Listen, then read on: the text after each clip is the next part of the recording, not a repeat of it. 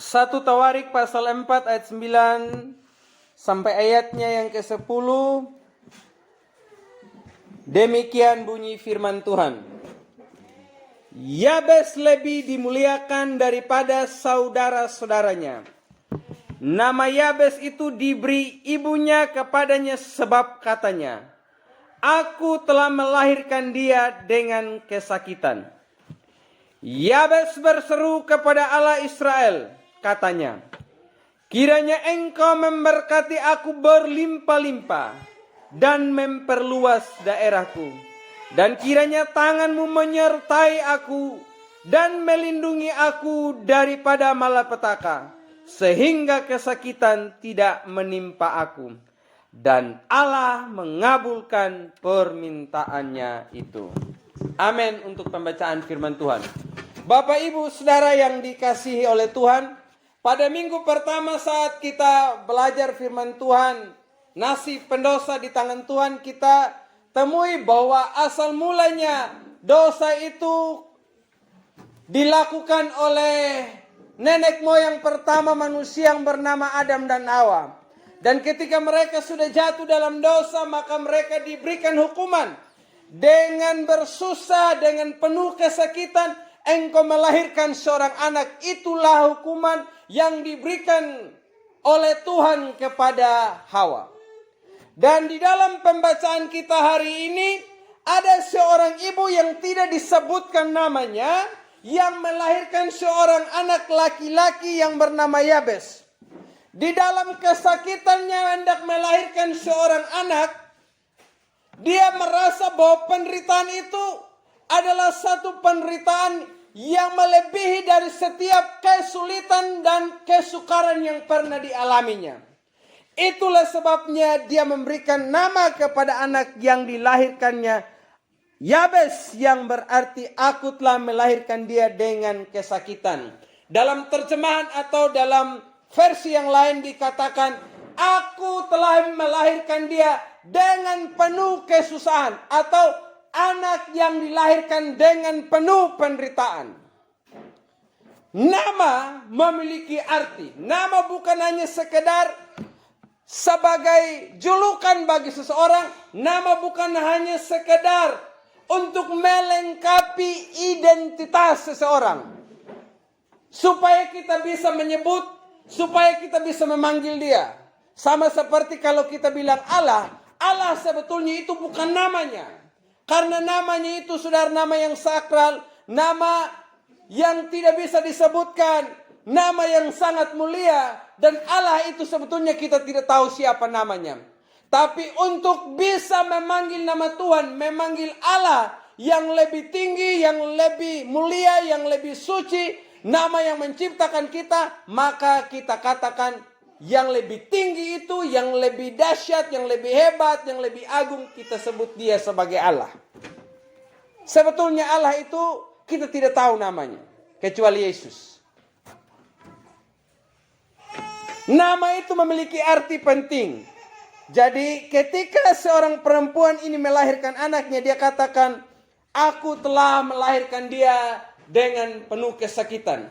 Kelahirannya menyebabkan aku mengalami kesulitan. Nah, itu artinya yang arti nama Yabes ya. Jadi kalau Bapak Ibu mau melahirkan, khususnya ibu ya, kan Bapak kan tidak mungkin melahirkan. Nah, kalau ibu-ibu mau melahirkan dan rasanya itu anak yang kau lahirkan itu menyebabkan engkau begitu sengsara, menderita bahkan berhari-hari. Kan ada cerita ibu-ibu yang mau melahirkan, dia harus suatu hari, 2 hari, 3 hari baru dia bisa melahirkan. Tidak salah kalau engkau menyebut nama anakmu itu Yabes ya. Tapi seandainya engkau melahirkan anakmu dengan begitu cepat, dengan mudah, dan tidak mengalami kesakitan, kau boleh memberi nama anakmu Joy, artinya sukacita. Enjoy toh? Nah. Kan belum ada nama enjoy di sini. Yang ada di sini adalah hanya warung ikan, warung makan ikan di dermaga lama. Namanya warung enjoy aja. Jadi kalau anakmu nanti sudah besar, dia pergi makan makan ikan bakar di Wengapu, maka akan dibilang hari ini Bung Joy makan ikan di warung Enjoy. Begitu. Jadi pantar nama Enjoy aja toh. Jadi begitu Bapak Ibu Saudara-saudara ya. Jadi nama itu memiliki arti. Jadi bukan hanya sekedar saya ini Bapak Ibu, nama saya tadi malam baru saya pikir. Ternyata Yohanes itu bukan nama yang diberikan oleh orang tua saya waktu saya dilahirkan. Tidak. Nama Somba sebetulnya. Tapi pada waktu saya mau didaftarkan nama saya di bangku SD, barulah ditulis Yohanes Tunggul Awang. Padahal sebetulnya bukan Yohanes. Ketika saya mau masuk sekolah Alkitab lagi, nama saya dirubah lagi. Menjadi Yotir, Yohanes Timur. Ketika saya sudah menjadi seorang pendeta, berubah lagi namaku menjadi pendeta. Jadi kalau saya mati nanti, berubah lagi menjadi almarhum Yohanes Tunggul Awang. Jadi nama itu saudara memiliki arti ya, memiliki arti. Jadi kalau kasih nama itu, kalau Bapak Ibu lagi nonton, ternyata ada film kesukaanmu, nada-nada cinta. Jadi kau bisa lahirkan anak, beri dia nama nada atau cinta. Tidak masalah itu. Kenapa kau beri nama cinta sama anakmu? Karena kau terlalu kesukaan nonton film nada cinta. Jadi enggak ya kenapa arang gua anak ngikin nyung karena tamu gua nada ya kawan engkau. Dulu waktu saya mengandung engkau, saya punya film kesukaan bernama nada cinta, umumnya kan. Jadi semua itu punya arti ya. Jadi saya pikir nama-nama saudara juga kan pasti punya arti toh. Tapi kalau seandainya mungkin orang tuamu dia ding arti namanya kan. Hanya kebetulan saja amang ning matamung Yakobus na. Nenggur nama tamu Yakobus na, makanya saya orang tua juga pikir nama itu juga nama yang asik, makanya diberikan kepada saya. Itu juga punya arti. Artinya dia suka yang bernama Yakobus. Jadi tidak sama lagi nama arti yang semula. Begitu Bapak Ibu. Hari ini saudara, saya ingin agar kita sekalian belajar firman Tuhan ini di bawah satu tema seruan dalam kesesakan. Seruan dalam kesesakan. Ya, seruan dalam kesesakan. Yabes adalah seorang anak yang bernama dilahirkan penuh dengan kesusahan. Dari kecil dia melewati masa-masa yang penuh kesukaran. Sampai dia besar pun juga dia berada dalam kesesakan. Kenapa saya katakan ninya dalam kesesakan? Firman Tuhan jelaskan dari doanya. Seorang yang berdoa, misalnya kalau saudara dan saya butuh berkat, pasti doanya Tuhan berkati saya. Kalau kita lagi sakit bilang, mirip pepanjang dengan kawan. Demikian pun juga Yabes. Dia berada dalam kesukaran sehingga dia berkata, Tuhan biarlah tanganmu menyertai aku supaya aku tidak kesakitan dan mengalami malapetaka. Dia juga berada di dalam satu lingkungan atau satu keluarga yang tanahnya mungkin kurang luas. Tanahnya yang sempit sehingga dia bilang, Tuhan perluaskanlah daerahku. Artinya anak ini berada dalam kesukaran. Adakah saudara dan saya yang hadir siang hari ini? Kita merasa kesulitan sejak dari kecil sampai kita besar saat ini. Sepertinya hari-hari yang kita lewati ini penuh dengan kesukaran. Saya bertemu dengan salah seorang yang baru saja dilanda oleh banjir bandang rumahnya. Nenek Bapak Artanewam. Dia bilang begini, saya ini mengalami kesukaran dari masa kecil. Waktu saya masih kecil, saya sudah menjadi anak yatim piatu. Ketika saya menikah lagi, ternyata istri saya juga diambil orang. Saya menikah lagi, ternyata istri saya pergi tanpa kabar. Ketika saya berusaha bertahan dalam kesendirian saya, ternyata banjir bandang melandaku dan rumah yang semestinya menjadi harapanku untuk saya bisa tinggal sambil menunggu ajal, ternyata banjir sudah bawa duluan. Hidup dengan penuh kesukaran. Dan saya yakin dalam hidup saudara dan saya, kita juga punya kesukaran-kesukaran tersendiri. Di dalam kesukaran-kesukaran itu, apakah yang hendak kita lakukan? Mari kita belajar dari seorang yang bernama Yabes. Di saat dia mengalami kesukaran, yang dia lakukan adalah berseru kepada Tuhan. Apa seruannya kepada Tuhan? Yaitu seruan agar berkat Allah melimpah dalam hidupnya. Di saat kita susah, doakan sesuatu yang hebat. Doakan hal-hal yang mustahil. Doakan hal-hal yang memberi engkau pengharapan. Doakan untuk hal-hal yang memberi engkau kebahagiaan. Jangan Bapak Ibu ya, doa di atas rata-rata. Ini saya dapatkan hal yang baru bagi saya tadi malam Bapak Ibu.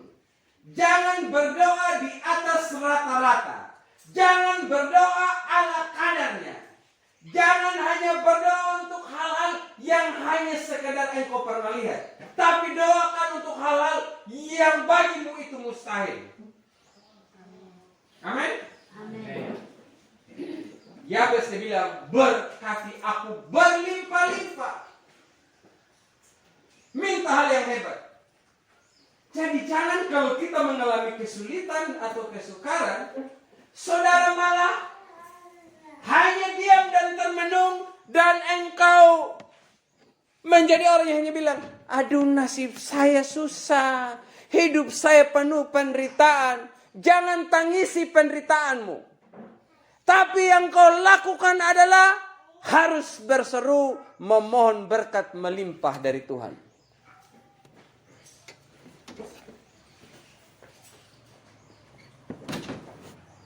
Jangan kita butuh uang 1 juta, kita bilang sama Tuhan, Tuhan berkati saya, tolong saya. Jangan hanya sebatas itu, tapi minta sama Tuhan, kasih saya 1 juta Tuhan. Atau kalau boleh, kasih 2 juta Tuhan. Yang 1 juta untuk kebutuhan ini, yang lain-lainnya untuk kebutuhan ini dan itu. Berdoa harus yang hebat-hebat ya, amin. Anak-anak muda mimpi hal-hal yang hebat. Jangan mimpi standar saja. Kalau kau hanya lihat guru saja, kau bilang, saya punya cita-cita mau jadi guru. Tapi bercita-cita harus jadi menteri. Amin. Tidak ada yang mustahil. Umbu Ardi dia sekolah nanti dia melanjutkan pendidikannya ke jenjang lebih tinggi. Dan kagetlah nanti orang Sumba. Namanya Umbu Ardi adalah menteri pariwisata ya kawan. Harus mimpi yang besar. Amin. Begitu Bapak Ibu. Harus mimpi yang besar. Dan dia katakan, engkau perluas daerahku. Engkau harus perluas daerahku. Sekarang jangan berdoa, Bapak perluas daerahku. Mau daerah kekuasaan apa yang kita cari Bapak Ibu? Jangan berdoa begitu lagi. Sepertinya kawan-kawan atau gereja-gereja di macam kota-kota besar. Tuhan perluaskanlah daerahku. Kadang ini doa yang tidak masuk akal. Tapi kita Bapak Ibu, kita punya doa. Tuhan, perluaslah kebunku. Perluaslah pelayananku. Perluaslah usahaku. Kalau kita mungkin hanya punya kios, Tuhan perluaslah usahaku. Menjadi usaha dagang, bahkan menjadi toko. Tuhan perluas pelayananku. Kalau selama ini saya punya jangkauan pelayanan hanya di KKH, tapi biar sampai ke ujung dunia.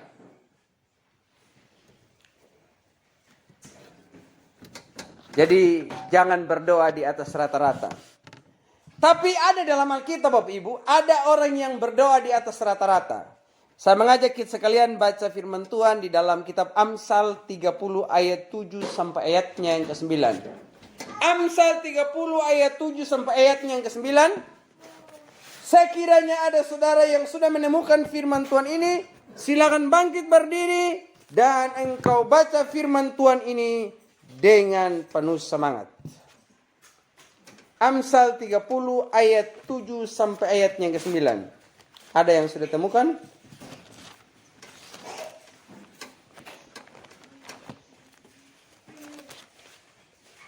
Siapa di sini ya? Silakan.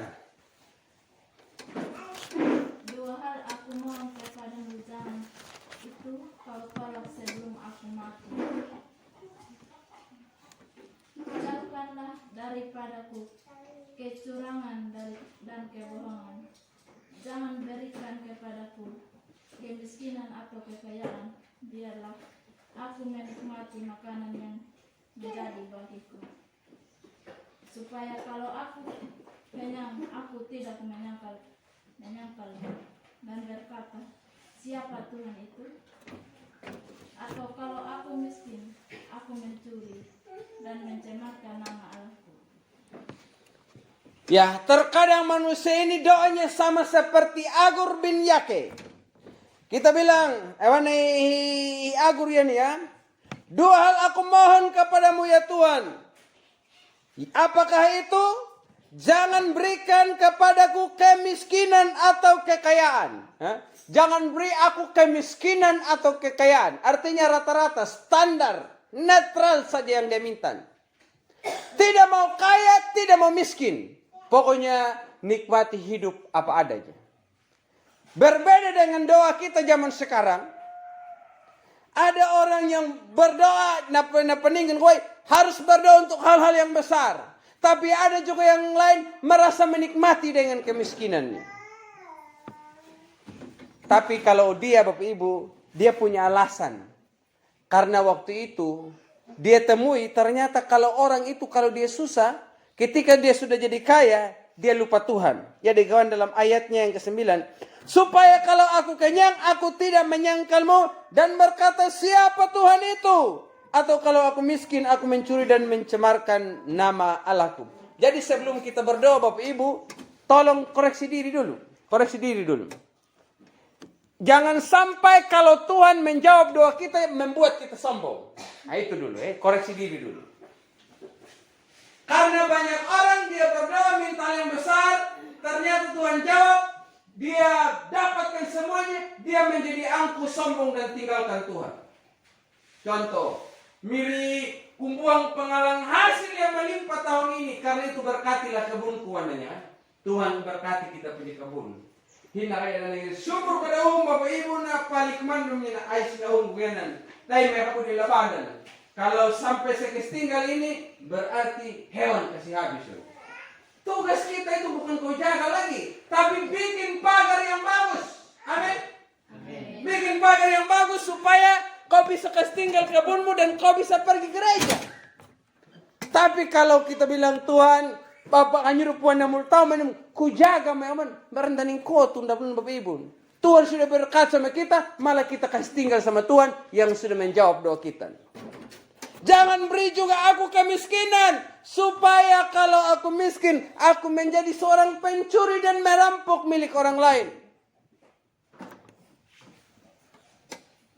Terkadang dalam kesukaran Bapak Ibu, kalau sudah tidak ada jalan lagi, bisa kita tempuh jalan seperti ini Bapak Ibu. Bisa. Tapi firman Tuhan mengajarkan kita, biarlah aku hidup menurut standar rata-rata wani Agur bin Yake. Namun hari ini mari kita belajar dari sikap atau cara yang dilakukan oleh Yabes. Dia meminta hal-hal yang hebat. Selanjutnya yang kedua, apa yang diserukan oleh Yabes? Kalau Bapak Ibu baca secara teliti dari firman Tuhan ini, dalam ayatnya yang ke-10 dikatakan, kiranya engkau memberkati aku berlimpah-limpah dan memperluas daerah, kiranya tangan menyertai aku dan melindungi aku. Dia minta agar tangan Tuhan menopang hidupnya. Dia minta topangan tangan Tuhan yang penuh kuasa itu. Tangan manusia itu kurang panjang untuk bisa menolong sesama manusia. Tapi tangan Tuhan tidak pernah kurang panjang, kata firman Tuhan. Tapi yang menjadi pemisah antara kamu dengan Allah adalah hanyalah dosamu. Tangan Tuhan tidak pernah kurang panjang untuk menolong saudara dan saya. Kita juga butuh tangan Tuhan yang dapat memberikan perlindungan bagi kita. Karena perlindungan manusia itu terbatas adanya.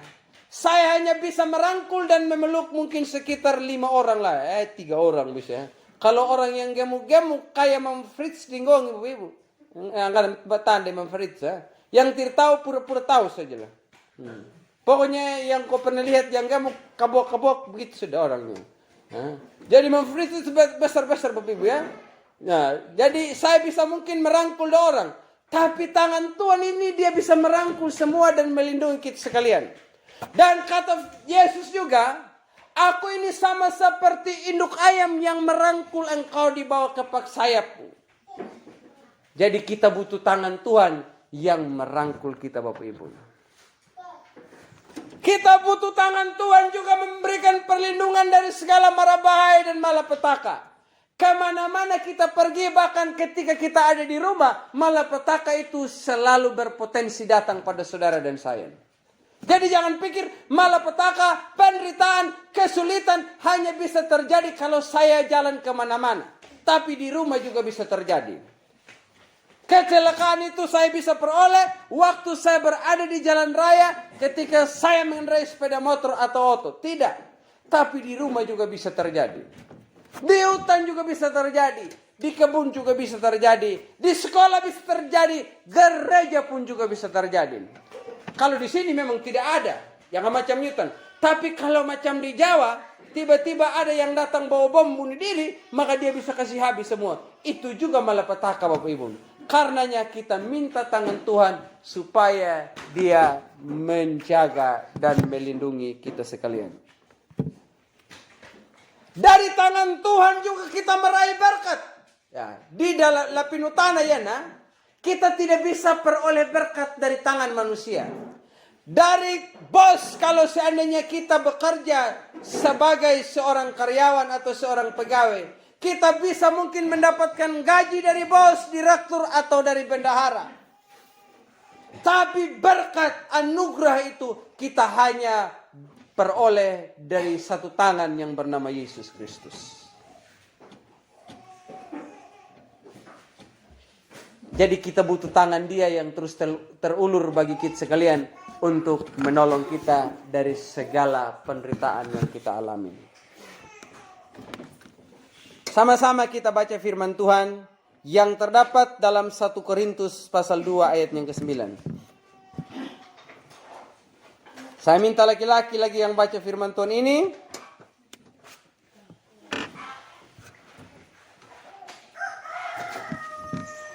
Satu Korintus pasal 2 ayat 9.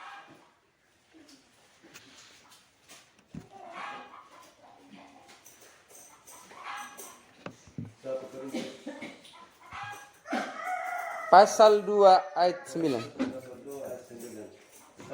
Seperti ada tertulis, apakah yang tidak pernah dilihat oleh mata dan tidak pernah didengar oleh telinga dan tidak pernah timbul di dalam hati manusia. Semua yang disediakan Allah itu mereka yang mengasihi Dia.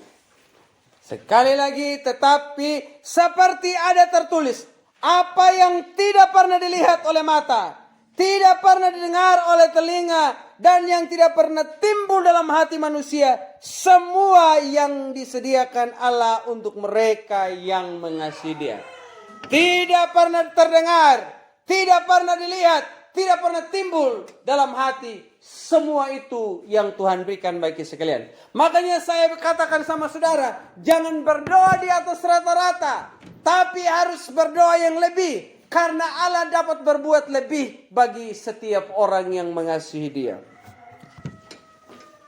Ingat, hidup atau nasib kita itu tidak ditentukan oleh apa kata orang terhadap kita. Orang boleh mengatakan kita tidak mungkin berhasil. Orang mengatakan kita mungkin tidak sukses. Orang boleh mengatakan kita tidak berdaya. Orang boleh mengatakan kita akan susah menderita sampai selama-lamanya. Tapi jangan dengarkan kata-kata yang hanya mencela, menghina, dan yang menjatuhkanmu. Tapi dengarkan kata Tuhan bahwa Dia dapat berbuat lebih daripada apa yang kita minta. Amin? Ini kalau kita banyak dengar kata manusia, Bapak Ibu, kita pusing ya. Kata yang satu dia bilang kau baik, kata yang satu bilang tidak baik. Kata yang satu lagi bilang, tidak mungkin dia berhasil. Yang satu bilang, ya kita doakan semoga saja dia berhasil. Yang satu bilang, ya pasti dia berhasil. Kita harus lebih banyak mendengar kata-kata yang memberikan motivasi, dukungan, dan semangat bagi kita untuk meraih keberhasilan. Kalau kita banyak mendengar orang yang bilang, tidak mungkin kamu berhasil, apalagi kamu di kampung. Bapak Ibu, kita akan menjadi orang yang mudah lemah. Dulu Bapak Ibu, saya pernah ditawar untuk melayani di satu tempat di daerah pinggiran kota Wengapula. Dengan dijanjikan, kasih kau sepeda motor. Dulu saya belum punya sepeda motor. Kira-kira saya baru 1 atau 2 tahun saya melayani di sini. Mereka bilang, dan juga anak saya, kata seorang itu ya, anak saya juga dia akan kirimkan kau berkas setiap hari, setiap bulan untuk memenuhi kebutuhanmu. Tapi saya tidak tergiur dari semuanya itu. Tapi pada akhirnya Bapak Ibu, kalau saja mungkin saya pergi ke sana, mungkin saya tidak akan berkembang seperti sekarang. Tapi ketika saya belajar bertahan di dalam pelayanan, saya melihat dan merasakan bahwa tangan Tuhan yang penuh kuasa itu ternyata menyertai dan menolong hidup saya. Makanya saya mengajak kita sekalian supaya menjadi orang yang tetap bertahan. Terkadang itu berkat itu hanya tertunda sesaat saja, hanya untuk menguji kita sekalian. Berkat itu hanya tertunda hanya karena dia mau menguji saudara dan saya. Apakah mau tetap setia sama Tuhan atau tidak? Hanya dia minta itu dari kita Bapak Ibu ya. Dan di dalam bacaan kita yang terakhir tadi dikatakan, Tuhan sediakan bagi orang yang mengasihi dia. Yabes bisa dikabulkan doanya karena dia minta sama Tuhan yang tepat dan dia juga mengasihi Tuhan. Dia percaya Tuhan. Kalau dia tidak percaya Tuhan, tidak mengasihi Tuhan, maka tidak mungkin doanya dijawab oleh Tuhan. Baca bagian akhir dari firman Tuhan ini dalam 1 Tawarik pasal 4 ayat yang 10. Firman Tuhan berbunyi demikian. Dan Allah mengabulkan permintaannya itu. Semua doanya dijawab Tuhan. Amin. Saudara mau doamu dijawab hari ini? Ada yang mau supaya doanya dijawab? Saya yakin semua kita mau. Tuhan itu selalu bersedia mendengar seruan saudara dan saya. Telinga Tuhan tidak pernah kurang tajam untuk mendengar seruan saudara. Dan telinga Tuhan juga tidak pernah tertutup untuk mendengarkan saudara. Selalu dia pasang telinga 24 jam dalam sehari, 7 hari dalam seminggu. Dia selalu bersedia mendengar saudara dan saya. Matanya juga selalu mengamat-amati saudara dan saya setiap waktu. Dia mengawasi setiap kita sekalian. Dan berkatnya juga tidak pernah kekurangan persediaan di sorga. Amin. Oh, dia tidak pernah kehabisan.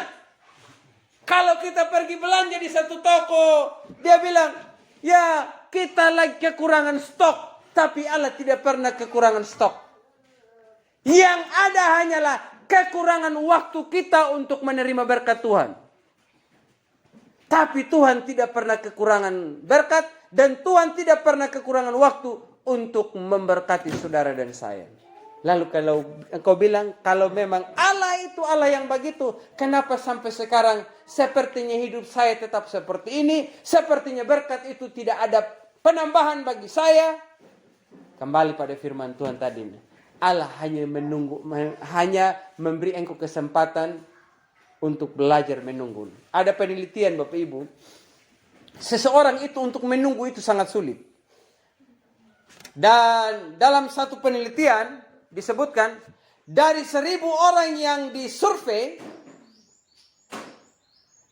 mereka mengatakan kami memang sangat bosan untuk menunggu.